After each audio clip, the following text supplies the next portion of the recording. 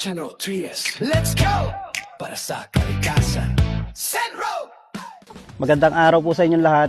Kami po ang miyembro ng Bantay Linis Ilog River Ranger na nakasign dito sa Channel 3S Cavite.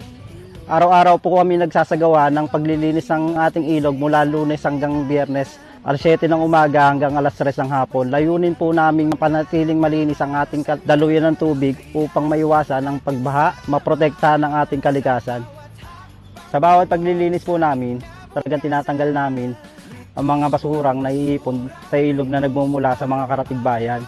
At pagkatapos po nito, naglalagay po kami ng mga paalala tulad po ng tarpaulin na nagsasabing bawal magtapon ng basura upang hindi na ito muling marumihan. Pero sa kabila po ng aming pagsisikap, may ilan pong hindi pa rin sumusunod, patuloy na nagtatapon. Sa lahat po ng Gentreseños, sana po ay makiisa tayo sa pagpapanatili ng kalinisan ng ating kapaligiran. Huwag po tayo magtapon ng basura kung saan-saan, lalo na sa ating ilog.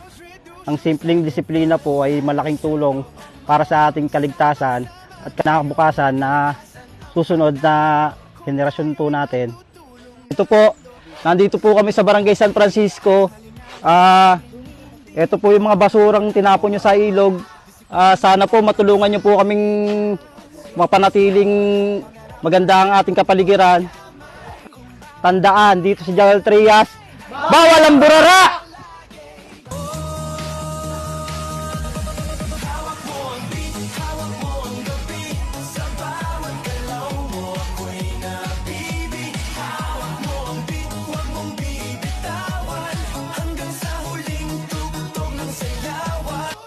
Let's join forces for a more sustainable and socially responsible city of General Trias.